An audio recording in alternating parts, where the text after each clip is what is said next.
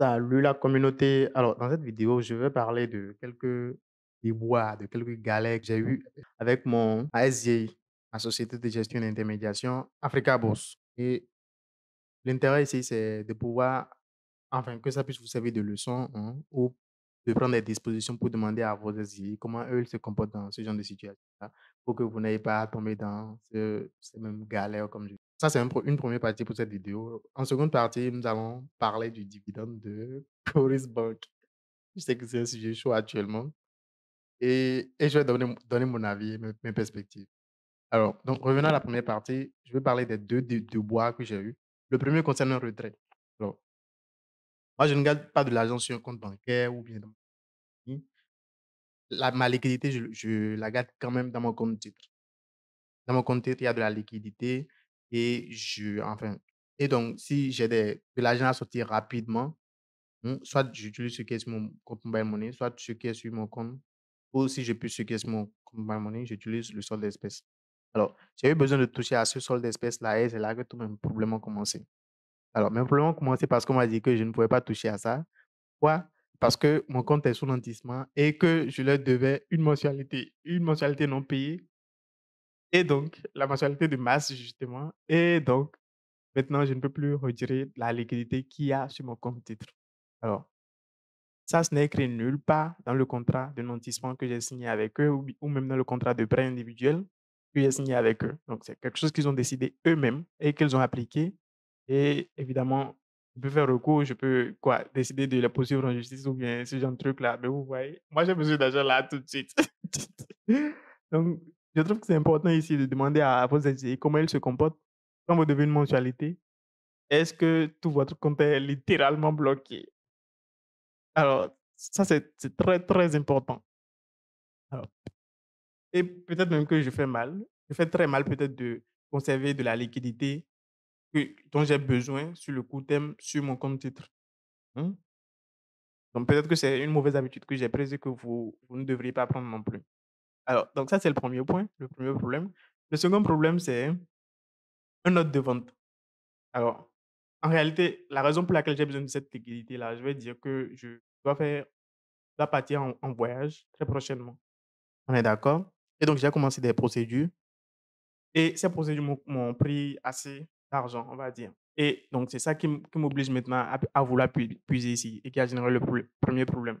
Et donc, dans le cadre même de ce voyage, j'ai besoin d'avoir à disposition environ, disons, entre 1,5 million et 2 millions sur- en liquidité pour pouvoir faire le voyage avec moi.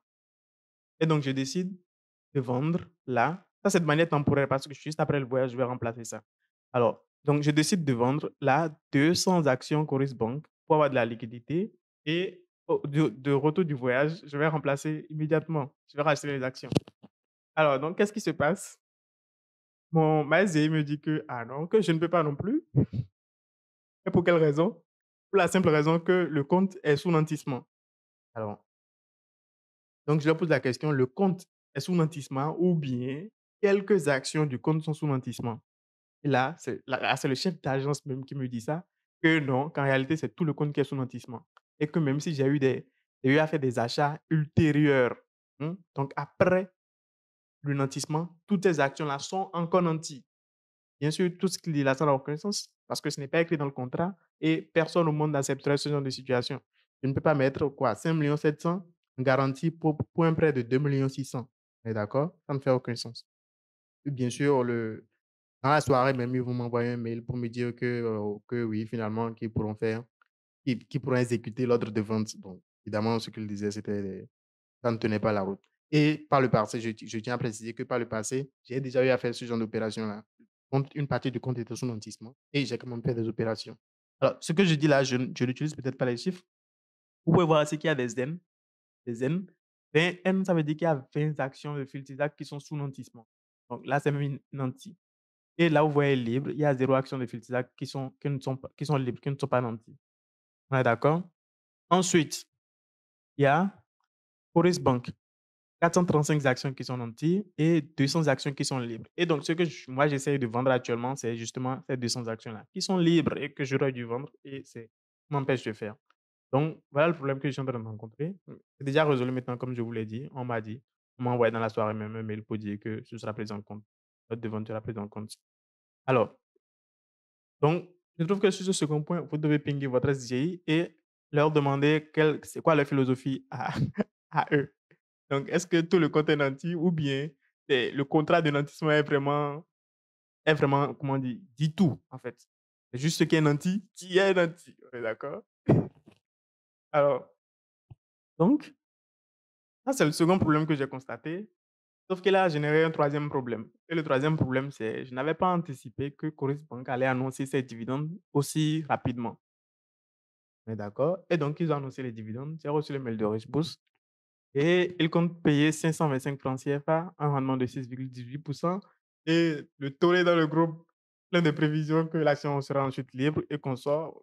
Je ne sais pas si ce sera en chute libre. On est d'accord? Bref, mais c'est un scénario qui pourrait arriver. Et voilà que moi, j'ai passé mon ordre et l'ordre n'est pas encore exécuté. Attention, c'est là le piège. J'ai passé mon ordre de vendre 190 actions en réalité. 190 actions que j'ai décidé de vendre. 190 parmi les 200 là. Et donc, je pourrais me retrouver dans une situation où je vends avec une moins-value considérable. On est d'accord? Et évidemment, ça ne me plaît pas du tout. Donc là, j'ai deux options. La première option, c'est de laisser couler et vendre l'action avec la moins-value. Mais peut-être que l'action va descendre encore plus et je vais racheter en fait avec, je suppose que je vends à 8 500 et je rachète peut-être à 8 200, ce genre de choses-là. Donc, au final, l'opération est positive ou bien je décide tout simplement de consommer la moins-value. On est d'accord? Alors, je ne sais pas encore exactement comment faire. Et donc, ça, c'est le troisième problème qui a été généré. Donc, maintenant, je vais aborder la deuxième partie de cette vidéo où je donne mon avis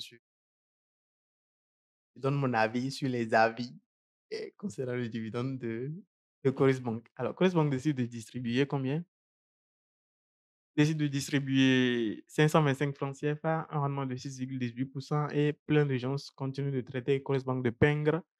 Sauf qu'on l'a déjà expliqué ici, Coris Bank est une fast grower, une entreprise en pleine croissance et donc ne va pas distribuer a priori beaucoup de dividendes. D'accord? Donc, une grosse partie de son résultat sera retenue pour sa croissance. Ce qui pose problème ici, ce que les gens ne comprennent peut-être pas, c'est que pour eux, le marché n'est pas efficient même sur le long terme. Ça veut dire quoi? Que toute la croissance que Coris Bank est en train de faire, c'est du bluff. Que ça ne va jamais se refléter sur le marché. Ça, c'est leur conviction. Alors, je ne sais pas d'où ça vient.